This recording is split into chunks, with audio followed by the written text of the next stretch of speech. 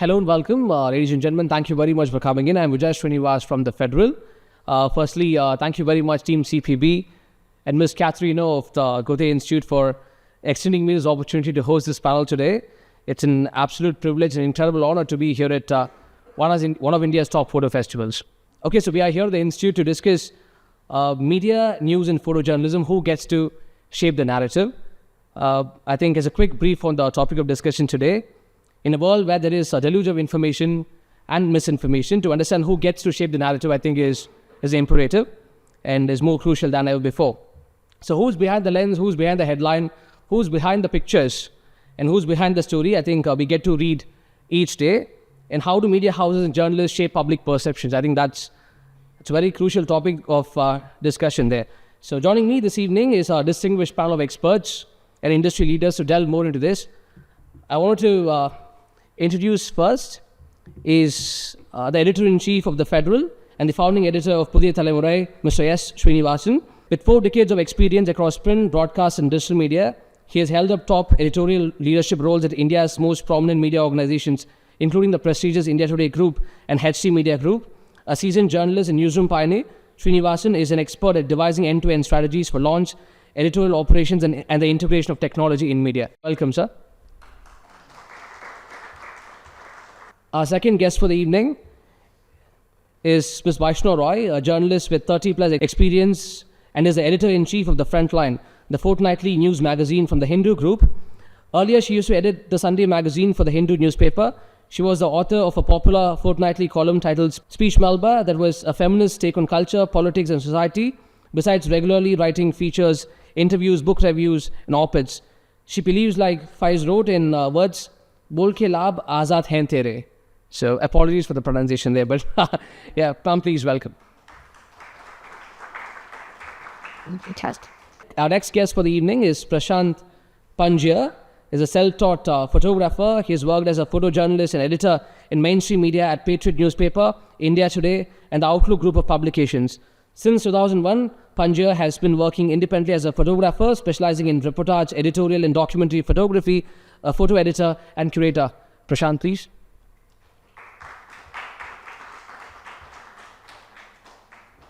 Last but certainly not the least is Mr. Shabbir Ahmed, who works with the News Minute, a leading English news portal that covers southern India, as senior news editor. Prior to joining the News Minute, Mr. Shabbir Ahmed was heading the Tamil Nadu Bureau of Times Now. He reports from the South Indian state of Tamil Nadu on governance, politics, crime and other socio-political issues. Shabbir Ahmed completed his graduation in Commerce in New College and also has a diploma in journalism from Madras University. Shabbir, please.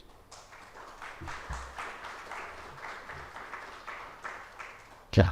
I want to keep the first question open to the panelists here. So India is a country of 1.4 billion people.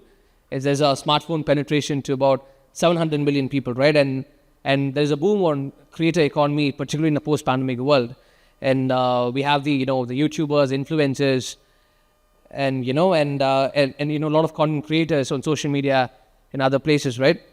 So do you still see a relevance for news media and journalists in building the narrative, particularly in a world where there is a lot of news consumption happening through YouTubers like the Dhruv Rathis and the Madan Gauris of the world? Yeah, hello. Thanks to Shuchi and her team for inviting me here. I'm very happy to be part of the CPB's series of events in the city. I think it's doing a brilliant job with the Photo Biennale. To answer your question, see, the first thing I should say is that I welcome it. I welcome this boom in this absolute multitude of voices that are now, quote unquote, doing journalism, right? And it is the age of the citizen journalist, it's the age of the citizen photographer, and it's pretty much an open field and everybody is coming in, and there is no single purveyor of news anymore. There is no need for the traditional role of the purveyor of news being this, formal news journalism organization. Everybody is this journalist. And it comes with a certain degree of, absolutely directly from the field. There's someone sitting there watching, something happen right next to him, say a car crash, and that person is reporting about it. So there is this freshness and directness which one welcomes. And secondly, one welcomes the fact that it has resulted in a certain democratization of the field. So democratization is always welcome. It means everybody gets a voice. And initially, if the complaint was that everybody does not get a voice, that voice is restricted in terms of elitism and so on, that goes away.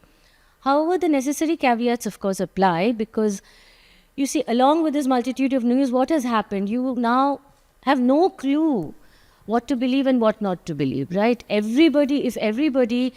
earlier your crib was that the established news organization had been bought out or was not being faithful to the truth or to verite, or was in ways compromised because of elitism or casteism or various other kinds of constraints on this person's ability to tell the truth correctly or narrate it correctly to the reader stroke viewer, that same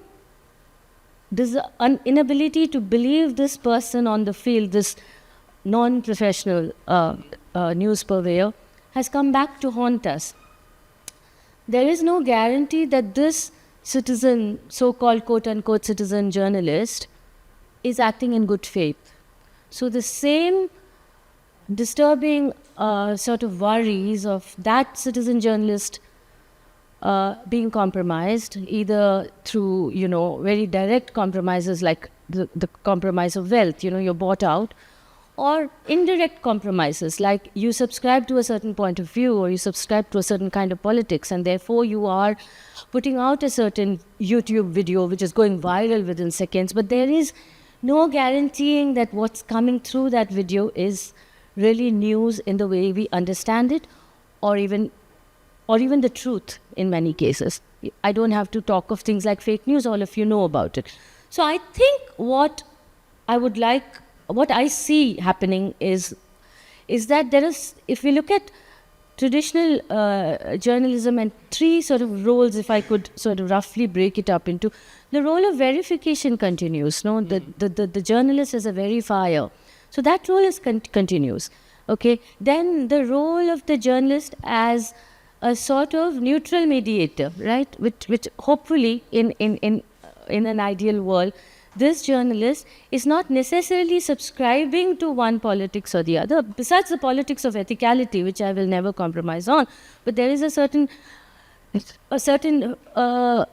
like I said, in an ideal world, this journalist will try to give you both sides of a story.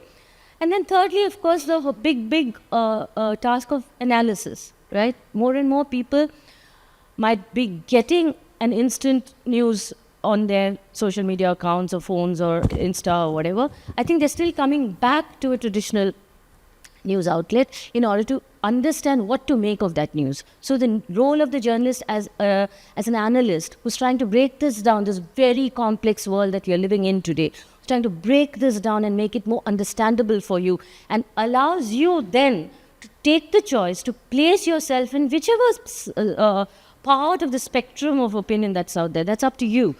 But the fact that there is this journalist who's able to do that for you, break it up for you, I think is important. So I think I'm going to quote something very interesting. During the pandemic, when everything was up for grabs, all the traditional news media outlets, the WAPOs and the New York Times and the Hindu, for instance, they saw increased traffic. They saw more and more people coming to traditional news media in order to make sense of the chaos that was reigning at that point of time. So I think, yes, there is this absolute barrage of news around us, which makes you wonder what on earth do you need a traditional news organization for. But I think because of these facts that I just said, I think we will see a certain, I think news will come full circle back to where you have this function of the traditional, the news organization. That's right. So you want to add something to this? Yeah, sure. I think the topic itself is pretty provocative. He says, do you have relevance? Or I don't know how many of us have any relevance anymore. My own colleague wants to throw us out probably. Well, do we have relevance? I think much more than we ever had.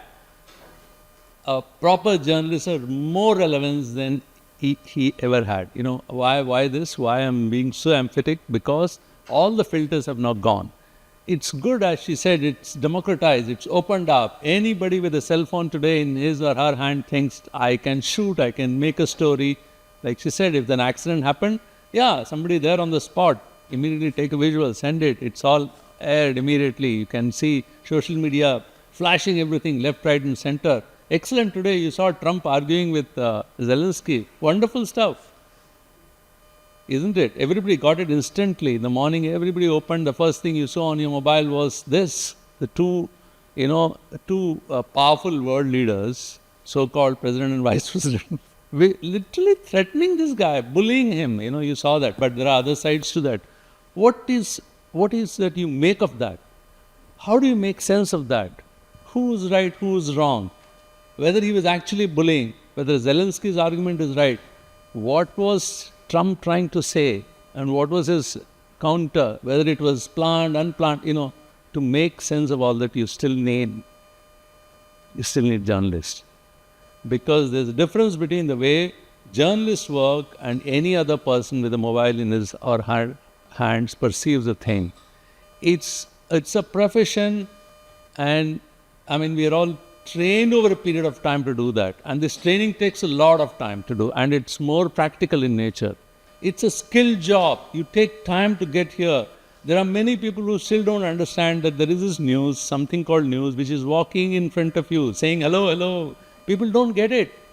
It's not so, but I'm not also saying it's difficult. It's a lot of common sense. There is a brilliant editorial I saw in Times of India. This opinion, it was really striking. What is truth? The question was, what is truth? And truth itself is come under doubt. I saw Prashant had a different take on that. Quite early in his life, some editor told him what truth means. Am I right? Okay. Now tell me, it started brilliantly. When a train comes to a station, what is moving? Is the platform moving or the train is moving? Obviously. But then, when you begin to be in your echo chambers and start believing there is actually the platform which is moving and a certain narrative is set, this is editorial, brilliant, where it makes you start believing what completely untethered from fact. What do you do in such a world? And that's where I feel journalists have even bigger relevance than ever it has. This is the reason. Because you need to really find out what is happening behind that. So, the other thing is it easy? Social media has completely disturbed the whole equation. It's become pretty tough. Now, when you say narrative, what is it? Do we set narratives? That's a question in itself. Are we here to set narratives? Are we here to, but then deliberately, I found a nice word. It was not setting narrative, it was shaping narrative. Then I said, okay, this is better. There's a difference between politicians are setting the narratives today, and they are very successful in doing that. So, social media tells you a lot of things. Media, mainstream also tells you a lot of things, but I wouldn't completely give up on mainstream media. It is still very relevant. As she correctly said, everybody scrambled back to mainline media when the whole world was in a crisis. Where do we go? I think that's the best example. But I would still say that there are some people, there are some media houses, very small ones, 1-man, 2-man, YouTubers, websites run by a bunch of courageous people who are doing a wonderful job. There are stories which you won't find in other places, but you will find in those media. For instance, one of the most important discussions or debate happening around after the elections is whether EC is a true umpire, whether election commission is doing its duty the way we all perceive it to be. Now, how many stories you guys see where there is some investigation which has happened? Somebody has gone and actually looked at electoral rolls. Somebody who's actually seeing whether names are eliminated or not. Where do you find these kind of stories? You will find them in this kind of small websites, run by journalists, YouTubers. Some of them, they are doing a brilliant job. I think they're still, and social media helps them because they're so small that they can't reach. But then social media helps them because some of these stories also go viral and people get to know the other side of it as well. So even if few people are doing, it's still reaching people. At least if you want to remain in your echo chamber, don't want to get out of it, that's a different thing. But if you want to get out of it, you will get the other side also. The other thing what has happened is, it is also putting a lot of pressure on editors like me. It's pushing us. The trend is set by the news of the day. So, can I shape the narrative? What? Should I do more stories on environment? Should I do more stories on health? Should I do direct and get more stories on, say, issues which education, which concerns people? Tell me, if I put out these stories, how many people are going to read it? What kind of numbers I'm going to get? What kind of response I'm going to get from the, my readers or my audience who is watching my YouTube? It's going to be very, very minuscule. It's going to be much smaller than any viral news story or a sports story. Even don't go for viral. The news which is just developing, and people like her would face more pressure because she edits fortnightly. So it becomes even more tough. How do you look at these issues? How do you do that? And even I find it's to keep it straight and then decide. It's tough. Why I'm saying all this is, I came from Delhi and I launched this channel called Pudhiya Thalmuzhai. It took off. It did very well. So a friend of mine, he runs a TV station. He owns it also in Delhi. He said, look, Srini, I heard it's a very successful channel. What do you do? I said, look, we do a few things which I'm afraid we won't do, which you are doing here. Like, Sampo ki Shadi, marriage of two snakes. How does it sound? I mean, there's a story actually they put out saying two snakes got married, and this is a place they got married. Or Yamdut rehta hai idhar, which means this is the place where Yama lives. There's a temple of Yama, and there is a register he has in his hand, what they call as Bahikhata. We'll say who's going to die when. So that's the story another reporter has done. I said, these kind of stories we avoid, we don't do. And we are not capable of doing those. We do stories on health. We do stories on education. This is, I'm talking of, 8-9 years ago. So, he said, well, it won't work in UP because he's running any channel. He said, look, Tamilians are more educated probably. This won't work here. Maybe it works there, not here. I differ with that. I think all audiences are intelligent. Don't underestimate any audience. Of course, literacy is important, but don't, underestimate their common sense. They do understand. I told him, but of course, he wasn't very happy.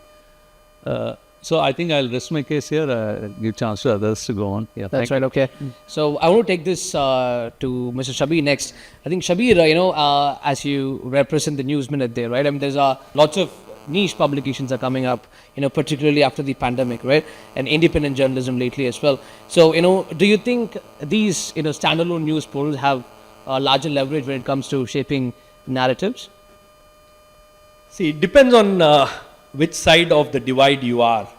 Because today, if you are from a right-wing part of ecosystem, then probably you'll say that this entire discussion is funded by George Soros. Okay. That's about it. So who shapes the narrative? So that's the question that I was asking. Like, it's a larger question where we have to just find answers. Mm-hmm. The point here is that, as journalists, we are not here to shape narratives. We are here to tell people what's happening around them, educate them, empower them, give them the information that is required to make their choices, the right choices. So that is what is the job of a journalist, is what I believe. And if there is some, if there is some kind of injustice that is meted out to people, then you voice out on those issues.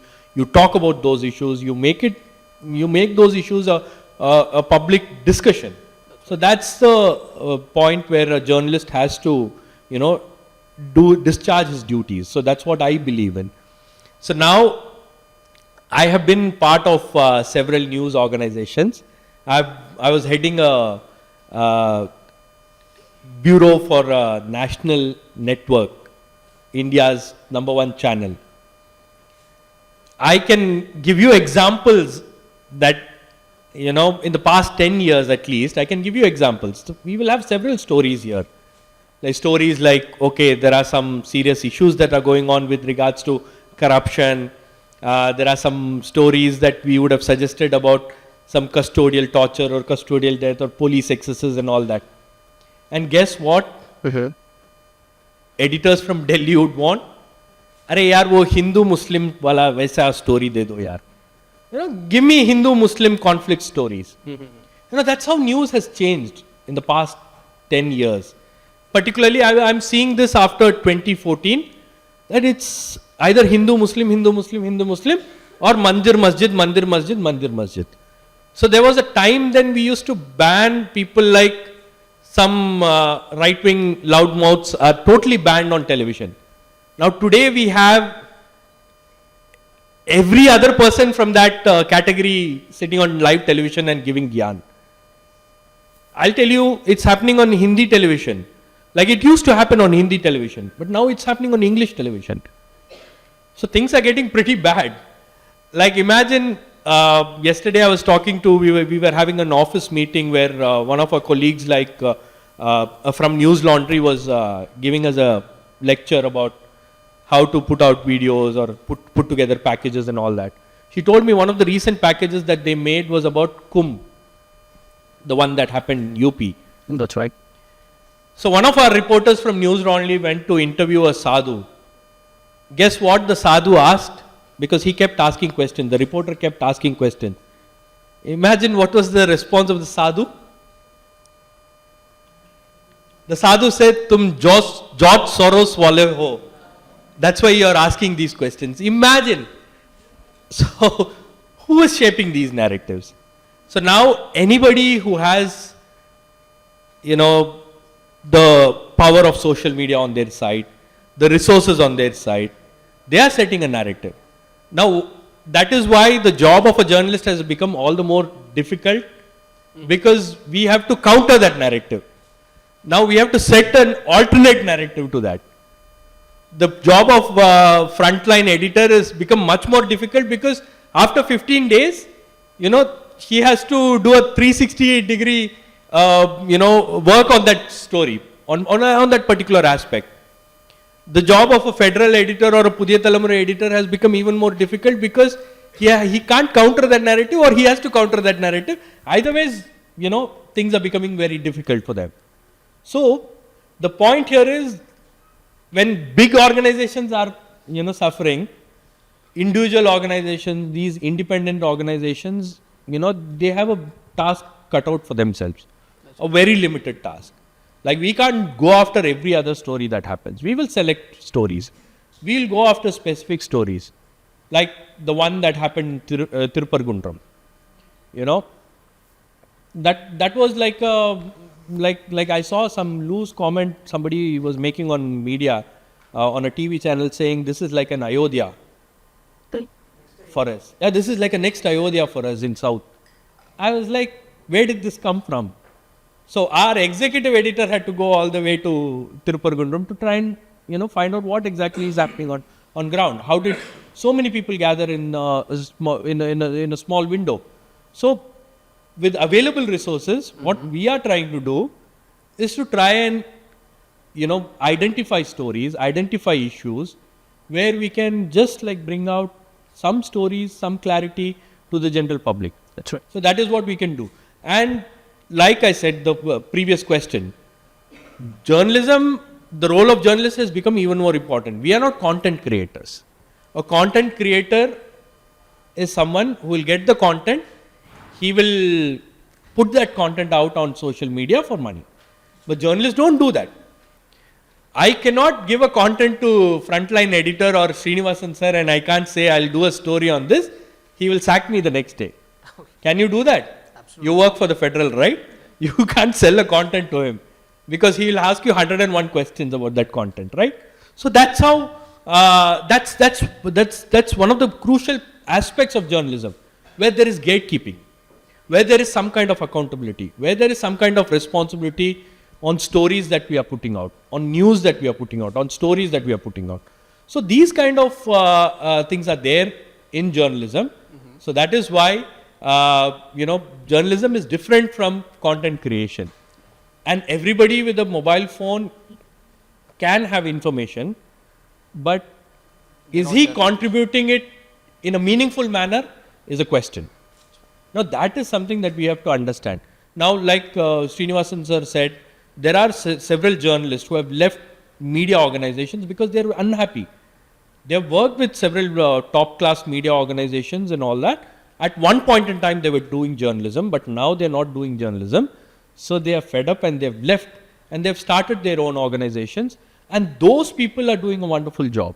They are getting a lot of viewership online or for their YouTube videos that they put out on a daily basis, or the shows that they have been doing. So journalism has completely changed in a different manner, and that those independent voices have become very important in the present scheme of things, political scheme of things. I want to take this to Prashant. Then Prashant, you've been an independent journalist for too long. What's your perspective on this? Well, we are talking to a room full of students. And so first, I'm going to get some reality check. But not to dissuade you or not to discourage you, but to also so that you understand what the situation is really. And then you define your own roles as journalists.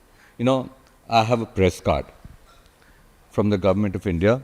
It says because it says veteran journalist now. I'm a photographer. But when I go out in the field, even now, and I'm still working in the field, I hide my press card. Believe it or not, I hide my press card. Because, we've got a very bad name now. And it's also because... The Air Force. We've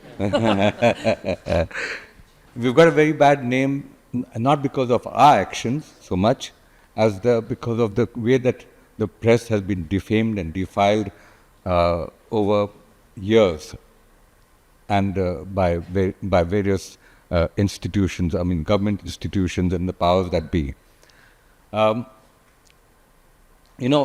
a photographer, I'm a photographer and I've been a photojournalist for a long time.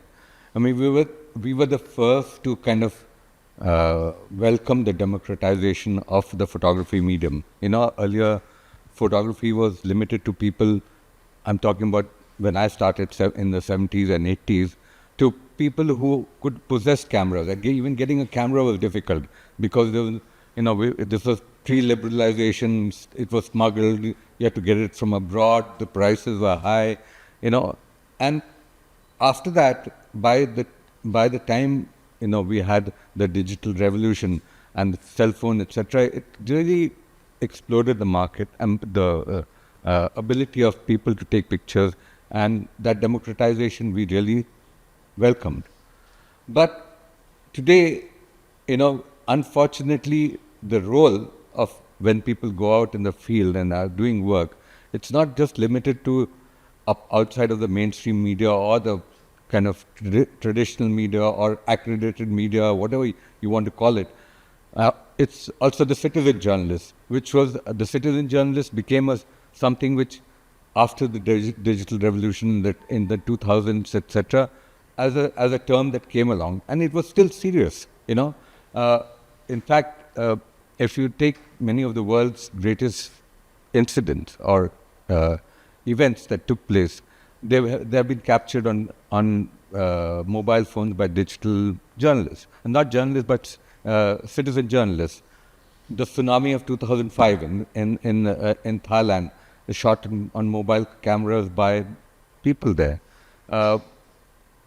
Benazir Bhutto's assassination was actually captured on a mobile phone by a party worker who was holding up the camera, his mobile phone at that time. But we have gone past that now. Now we are in a stage where you have influencers. Now the very role of an influencer and the way that it's defined today is not really journalism. An influencer is, it's advertising in a way, I'm an influencer, for example, for Fuji cameras. But luckily they don't require me to post. I carry around the camera and a photograph, and if someone likes the camera, they'll ask me and I'll tell them that it's nice, but I don't have to sing praises of it or do post all the time that this is great camera or something of that sort.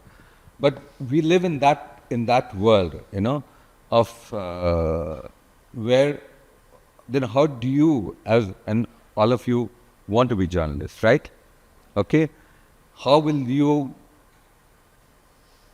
kind of navigate this new world where, as we say, the media narrative being shaped or not shaped is no longer in the hands of the media itself.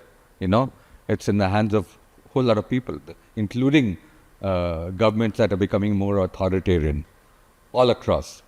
Okay, so I think that's the question that we have to ponder, and figure out for ourselves that if I'm going to be in this profession, how is it, that I'm going to work? How is it am I going to be part of this kind of very noble profession? I believe journalism is a very noble profession. But how is it going to be that, there was a quote sometime, and I don't remember who it is, but a famous writer or a journalist who said that, news is something somewhere someone is trying to hide. All else is advertising, But we are living in that kind of world now. So for all of you, I think it's important to kind of understand that the world that we live in, and not live under false pretense that, I'll be a journalist, I'll land up in a TV channel or a newspaper, and I'll be able to go out and report the greatest stories and all. It's not happening that way anymore. So you have to figure out how you're going to, if you have the commitment of yourself, how you're going to shape this narrative of what is journalism. And I think it has to start from individual right now rather than the organization.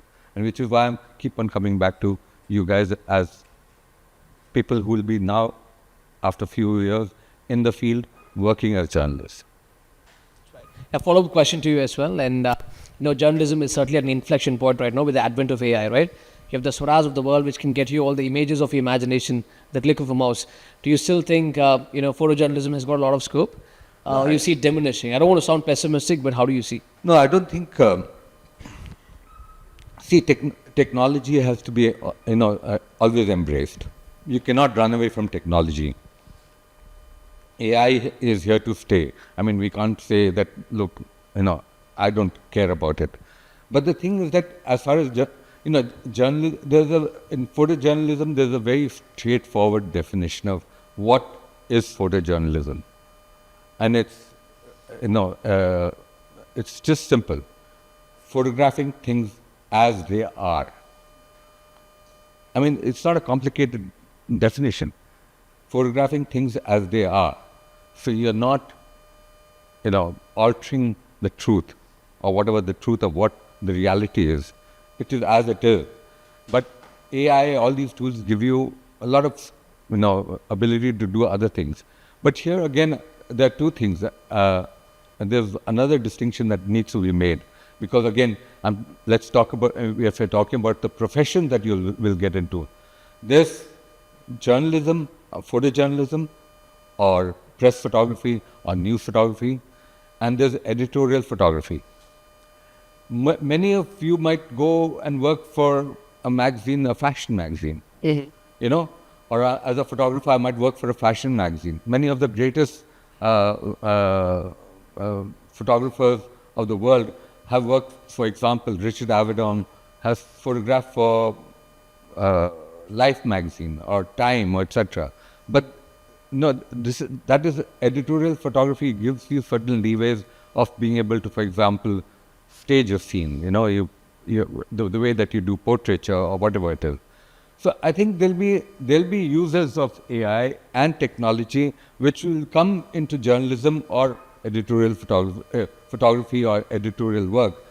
But the core of it, the core of photojournalism is still going to remain that. Photographing things as they are. That's not going to go.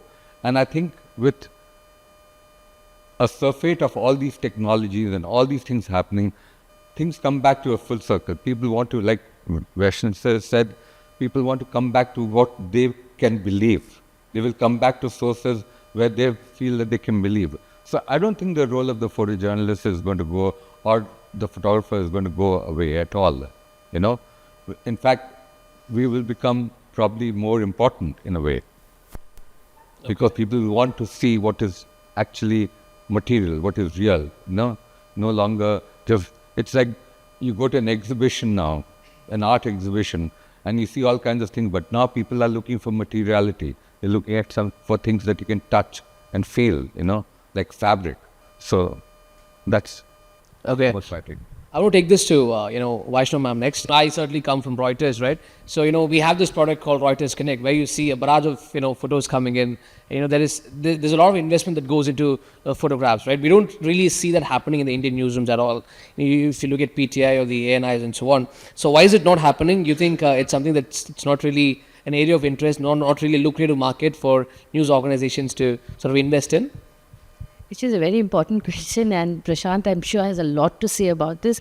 So Prashant, of course, belongs to there was a great tradition of the news photographer, the photojournalist in India, both in newspapers and in magazines, certainly, especially during the great magazine boom of the 80s, which went on up until the mid-90s perhaps, and it started in the 70s actually. You had the likes of Prashant Panjiar, you had the likes of, Pablo Bartolomeo, you had Raghu Rai. They all belonged, to India Today and Outlook and Sunday, which used to be published out of Calcutta. And there was some phenomenal work happening. And the photojournalist and the photo editor of those days was a very, very valuable part of the editorial team, whose inputs were considered, vital to shaping the product that would, and the kind of product that would come out for the reader. Very often the photo editor would work in tandem with the designer, to figure out the aesthetics of the product, of the news product that would hit the market. But over a period of time that has died down, and of course that first happened when digital medium, the television medium, took off in a big way, and now you had live footage coming in. So when live footage is coming at you, the value of that still photograph, which would come to you the next day or a week after, that slowly started to lose importance. And then of course it moved further into the digital photo age, and the phone, every phone is a camera. In fact, phones are now sold, not for their phone duties, but for their camera, abilities, so on and so forth. And as Prashant rightly said, you have to embrace technology, you have to embrace everything that comes along with it. And what also came along with the idea of this, ubiquitous photograph, everything can be photographed by anybody, was accompanied by the fake photograph. You can fake anything, right? And some big names in photography have been implicated for having doctored their photos in some ways. So again, it comes back to this whole idea of credibility and truth-telling and veracity and so on and so forth, which again there will be a core of news photography that will continue to service that need for truth telling. So it is not going to go anywhere in a hurry. Why I agree with you. I think that the newspapers of today or the magazines of today are just not paying the kind of attention to photography that they ought to do. Is it because they are now commoditized in some ways, where they're very much more worried about the bottom line, where they can't afford to, everything is about how many centimeters of space can I give, what is the cost of newsprint, etc., etc. Is that the reason why? I don't know. But also I would like to explore another aspect of this. See, when you talk of this great age of photography, of photojournalism that happened, you're also talking of some iconic images that came out of that time. When we speak of Pablo, you let me put it this way.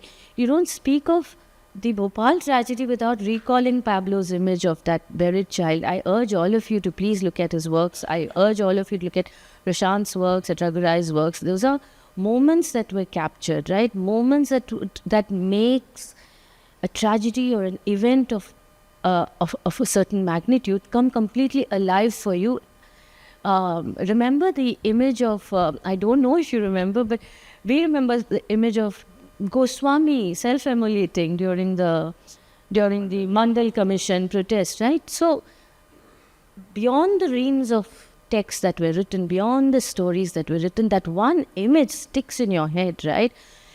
Now, if you will notice, we are speaking of the death of photojournalism in a certain way, but that also is not really true. Because as recently as the pandemic, it was that one image of those corpses and shallow graves next to the Ganga, which the government tried so hard to explain away, some bizarre explanation as a Hindu custom to bury.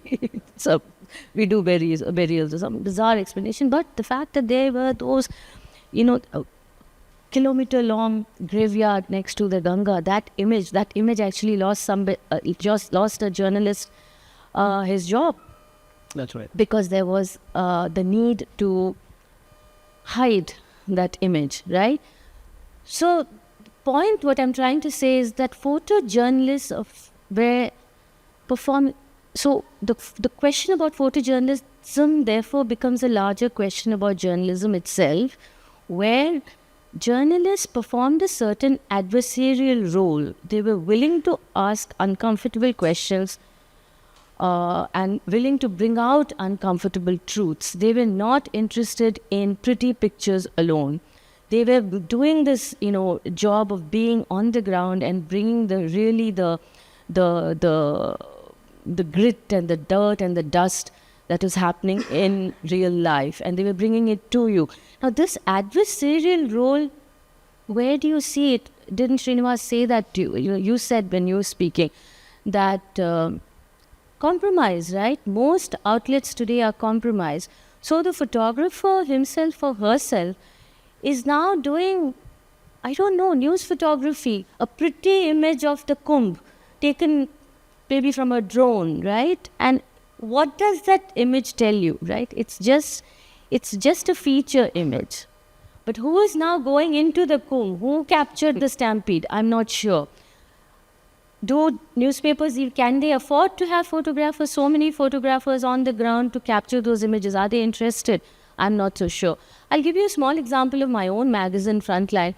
One of the things that I have done is try to redefine the idea of how a news magazine can do a photo feature, a photo essay, right? So from Kashmir, you can do pictures of lots of tourists, you can do pictures of the Dal Lake, you can say that the tourism is thriving. Or you can look at pictures of all of the victims of the pellet guns, right? You can do a photo essay on pellet guns. So how do you approach news? What is the reasons for which what are the reasons that make photojournalism valid and useful and important? I think we'll keep coming back to those questions. And those are the difficult questions that editors are going to have to ask, I too can choose to put 8 pages of, various kinds of roses, or 12 pages of orchids or scorpions or caterpillars or whatever. But I'm not doing that, right? I'm trying to find meaning. I'm trying to find a narrative. I'm trying to go beyond the scenes. If I'm choosing to commit one form of my magazine, the 16 pages to a photo feature, I'm choosing to say something with it. So I think those are difficult questions that editors are going to have to ask themselves. One last question before we sort of wrap the panel there. A requisite panelists to keep the answers crisp, because we ought to take questions and there's another panel coming in. Sir, with the rise of mobile journalism kits, we already have 3 Mojo kits here. I mean, broadcast tends to employ a lot of videographers, video journalists there. So how do you see the role of video journalists in the coming days? Yeah, okay. Quickly, since it's we're talking about photography, and I thought I'll tell and then continue with your question. There are things which has happened. Is something called news photojournalism, more or less still photography. I would say I would slightly differ. It's almost now gone now. It's an evolutionary process. You may say, you may rationalize like that, but the way newspapers earlier used to display pictures, that used to find the first place in the the opening page one. There used to be a lot of discussion on that. There used to be a post called photo editor, and photo editor is as powerful as executive editor. I think that's gone. I'm sure India today, when they chose a cover, there used to be huge discussion on what photo would go. I mean, I'm sure he knows about it. And they would really argue about those pictures. And every picture used to tell a story. Besides the journalist who writes his copy, a lot of emphasis used to happen on pictures. I can tell you a few things like once what happened, Moraji Desai dropped Charan Singh from his cabinet. Charan Singh went back home and he was sitting. So some journalists went to see him. And there's one particular journalist who I spoke to yesterday, Mr. Sinha. He was in HT, then he went to see him. And other journalists also were there. And there was this picture where he had his hand on his head, Charan Singh. And they took that picture. It was page one in all the newspapers then. And that one image was really striking, what had happened to him. Now, he was very upset. Next day, he called him and pulled him up.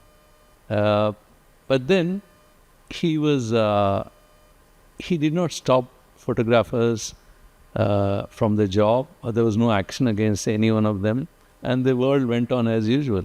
So there's a lot of tolerance also, because photography conveyed far more powerfully. The images speak.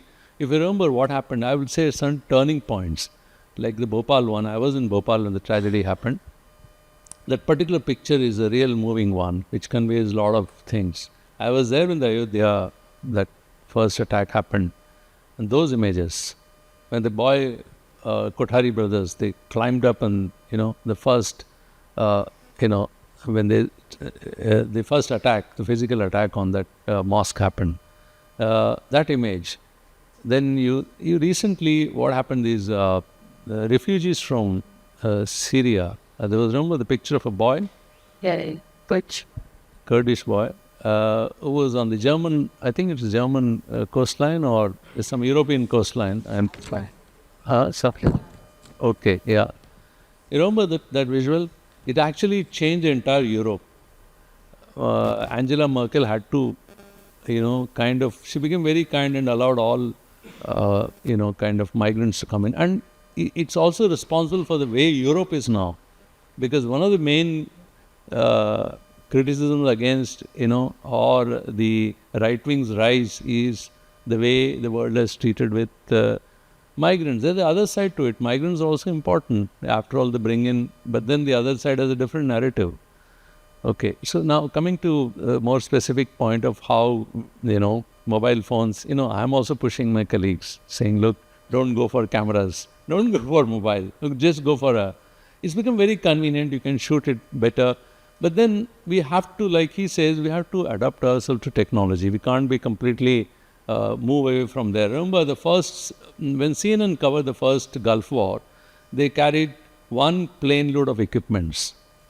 When they covered the Second World War, the Gulf War, all the equipments were carried on a single backpack. And when I was there, when I entered into television, there used to be something called beta cameras, so heavy 11 kilo. And then there used to be cameraman, camera assistant, light assistant, and then the driver, and then audio. It used to be a team of 4 or 5 people who would go, plus driver. The whole car would be full, with plus reporter. That used to be a crew then. Nowadays, you can do it much more. With a gimbal, you can actually even shoot better. And those are the things which have happened. But there are photography and photography. There are different kinds. I mean, he would be better placed to speak about that. The other thing is, how has the government dealt with it? That's slightly more dicey. Like newspapers and, most media houses don't have a full-time photographer now. They're not, they're not engaging them because they feel that, or do we actually need it? But multiple roles now. Many of them have turned more to, doing also video journalism. They themselves do shoot, they also tell a story, they also question. I know example of one cameraman actually became an editor of a newspaper in Delhi, a Hindi newspaper. So the opportunities are there because they do understand everything. It's not going to be, so you have to adapt and change yourself. Sure. So I was only one thing I was saying, for instance, earlier there used to be a lot of emphasis because there is something called film division. And the photographers from there used to come and shoot all the government events. The prime ministerial event, the cabinet ministerial whatever happened. Those, I think now you don't see them anymore. Everyone has engaged their own private cameraman. And the traditional cameraman, news cameraman, leave alone that. Even the film division cameramen don't find a place. They are not made official entourage whenever PM goes or cabinet ministers go, because everyone is having their own set of, because it controls the environment. The way you want to look at a politician, you don't get those candid moments. I would remember there is a photographer who took a very interesting picture of Devilal when he was in a more relaxed mood. Those kind of visuals you don't see now. You only see pretty well curated, nice looking pictures. Yeah. You see, that's a disadvantage. But I'm sure soon, the way things are changing, somebody will do that also. Somebody will come up and say, in the past there used to be a complete magazine. I don't know whether, like you mentioned, Life, there was a magazine called Illustrated Weekly of India, where the emphasis was first on pictures only, full page pictures. I'm sure this is a cycle, maybe it will come back at some point of time. That's right. I want to, ask Shabbir now. So Shabbir, what's your take? You've been a traditional legacy, you've been with the legacy media for a long time, shifted into newsprint. We also see you, using a lot of Mojo kits. Is this signaling the end of a traditional video journalist? I don't believe, because video journalists still have some amount of value in the scheme of things and journalism. Even photographers, like the only agency that is actively engaging photographers right now, from my point of view, is Prime Minister of India. So wherever he goes, he travels with some 7 to 8 photographers everywhere. And I believe there is a rehearsal happens the way, his pictures are clicked. Have you seen the kind of pictures that are the output of the pictures when he visits a temple, when he visits Uttarakhand, or when he visits any other location, or when he goes to celebrate Diwali with the Jawans? You should see the kind of pictures that are clicked. Because probably the politicians now understand the value of pictures. The kind Was already being done by cleans with. Exactly. So the impact of a picture is much more than you ask a journalist, or even like you ask a reporter to come sit with you, give him access for 2-3 days and write some good stories about you. You can't generate the same kind of impact. So pictures really speak. So when they say that news is first draft of history, pictures are also the same. They have huge amount of impact. It can make you emotional. It can make you feel outrageous. It is also some kind of proof, and it's also something that public will believe. People may look at the picture. There is a photo, so people will believe. So I don't think going forward photography or photojournalism will just vanish, or videography will vanish. Because if you, I can take a Mojo kit and I can go and I can shoot whatever I want. But if you want some element of professionalism in it, if you want some kind of quality in it, if you want a show to be, packed in such a way that it appeals the viewer, then probably you need a camera person. And camera person is also an integral part of journalism. Photographer is also an integral part of journalism. Today I see photographers in Chennai. But when you go to districts, in several other small towns and districts, all the reporters have, mobile phones. So even photographers have been given mobile phones. So their job has become much more difficult. Like now photographers are engaged as somebody who has to take visuals for reels, for their YouTube content, and pictures and whatnot. You have to provide some 3-4 elements for 3-4 verticals. That's it, multimedia, totally. And it's multimedia journalism. People are not used to it, but they are being forced to do all that. Now imagine Prashant is a traditional photographer. He will look at some aesthetics, some color, some life in that picture, right? Imagine you have to do something for your Instagram reels, your YouTube pictures, this, that, and all that. Yes. It's like kind of killing that talent, right? So that's what is happening. But you can't do it. But as if somebody wants to do photojournalism, probably they have to come up with new skill sets to try and figure out how to do all these things at the same time. So all these things are important. But having said that, the role of a photographer or a camera person is very integral part of journalism. And I believe that going forward, like Srini said, maybe like now it looks like things are vanishing, but it will come back again. There will be a time. And there are also editors who give some kind of importance to photography, like Outlook magazine or Frontline or Week. All these magazines give importance to pictures. Maybe newspapers have a different kind of value for their space and all that. They have very little value for the space. But I believe going forward, photography will also have its life again. Sure. Thank you very much, panelists. That's a wrap. Sure. Yeah. Say one Yeah, go thing ahead, before please. we throw Yeah. it open work. The thing is that since the topic of discussion is about shaping the media narratives, Yeah. in the future, I really believe that it'll be the journalist, the true journalist, whether you're a photographer, a TV reporter, whatever, but in overall, the journalist who is imbued with certain kind of idealism. Because believe me, journalism is built on the idea of idealism. It is just that. And therefore, we're talking about two people. If you lose that and try to enter in journalism, then you're just a cog in the wheel. You're just going to be just like a machine doing something. So you have to believe in what you're doing. And I think if you do, in the coming future, people like you who will come into journalism will actually shape the media narrative in the future. That's a nice way to end. Thank you very much, panelists. No less riveting talking to each one of you. Thank you. You can open the floor for questions if there is any. So, hello, I'm Srinivas from MOP Vaishna College, and I want you guys to address the problem that's going on online. So, a huge portion of fake news that we encounter online is not AI generated photos, it's not deep fakes. It is existing photos taken by photojournalists and photographers being miscaptioned.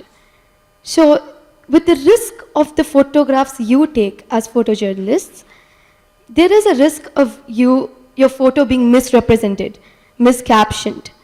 So how do you set the narrative straight in the photograph itself? Well, you cannot. It's once it's out in the world, and you published it. It's gone into the digital world. You cannot control it anymore. All you can do is that when you see something like that happening with your pictures, that you raise your voice. If it is happening with your own picture, and that's about it. But otherwise, you cannot. Good evening, panel. My name is Anjali. I just wanted to ask you, who shapes the narrative when a media house is privately owned by an Adani or an Ambani? Okay. I think you're given the answer. No? So why are you asking us? You know the answer. Yeah, okay, fine. So the thing is, you have raised a very important question. Who owns the media? That's the big one. That's the biggest elephant in the room. The thing is, the ownership is very important. And over a period of time, the ownership is changing and it's getting consolidated. If you see that the two big conglomerates, Ambanis and Adanis, they own, I don't know the real share, I'm sure it's a substantial one. The entire two groups are in their hands. So there was a sense of glee when something happened, when that entire Edinburgh case happened. Edinburgh case happened. People were actually, that fellow said, I'm retiring now. I had enough. I'm a short seller. I made my money. I'm going. I'm no longer. But then a traditional journalist would look at a different perspective. As what is a traditional journalist looks at? He looks at whether there is something which establishment is going wrong and whether we can look at it and point it out. That's a job. But then there's a whole lot of glee in the media saying, look, this guy is finished, he ran away. We always knew he's a racketeer. So, all these kind of tell you that, journalists are... Here in India, something else happens, which Lal Krishna Advani very famously said, that journalists start crawling even before they are told. They asked to bend and they start crawling. So that's what happens. Many of them readjust and started singing, they start looking for virtues. Where would I look at? And then reshape. So that's what is happening. That's where the ownership pattern is very, very important. It's not just India, world over. If you look at the ownership patterns, Bezos has bought Washington Post. New York Times still it's in the hands of that one family. They still own it. So everywhere this is a problem. You see smaller newspapers being bought over. Also, it's a very small. It's not a very viable medium on its own. It's very difficult to run a media house because the salaries.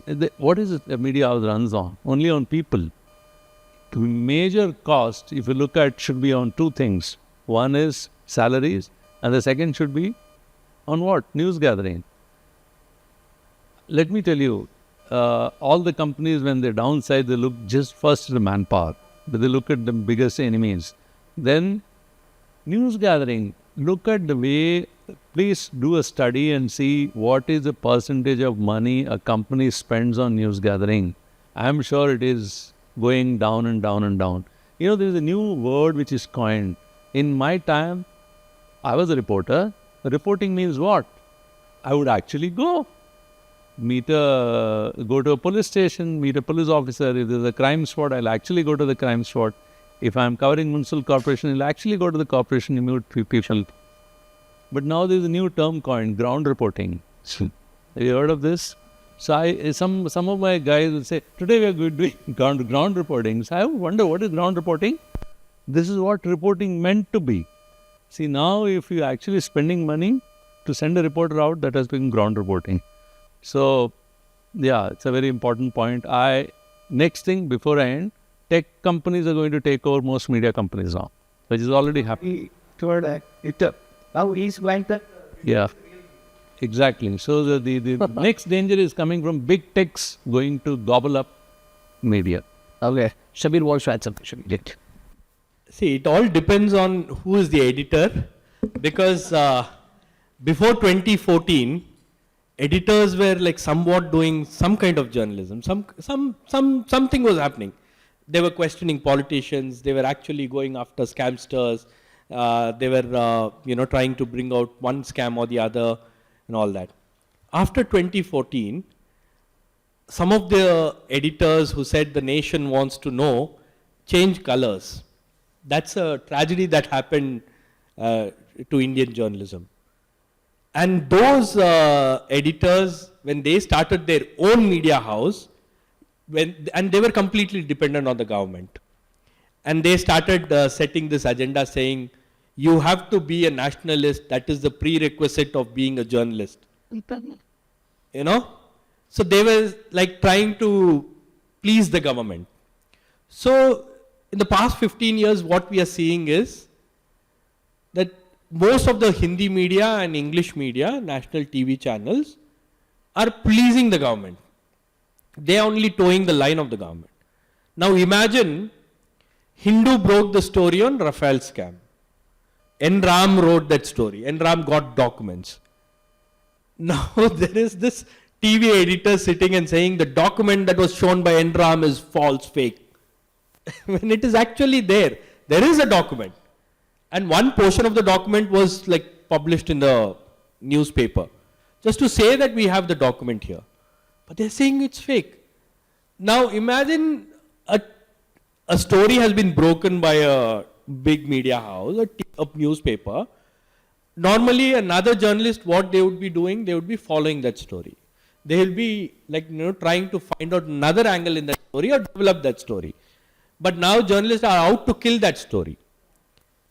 They were actually trying to discredit that story. And at 9 p.m., the same person who was saying nation wants to know was sitting in his TV studios and declaring that there is no scam in Rafale. It's the cleanest deal that I've ever seen. Who is he to, make these other statements, sweeping statements? But we don't know if there is a scam because there was no investigation. So here the editors have taken it upon themselves to shield the government. So that is what is happening at most of the times. And that is why we don't report on real issues. We see this Hindu-Muslim thing, we see this Mandir Masjid thing on television, is because they don't want to report on real issues. There's, out of 140 crore people, only 10% who are rich.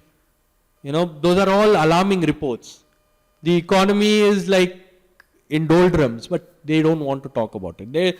Price rise, inflation, this, that, jobs. Nobody wants to talk about all these issues. So this is something that the editors, media owners have taken it upon themselves to do. And that is what is happening in today's media. And that's the narrative that is being set, unfortunately. Thank you very much, guys.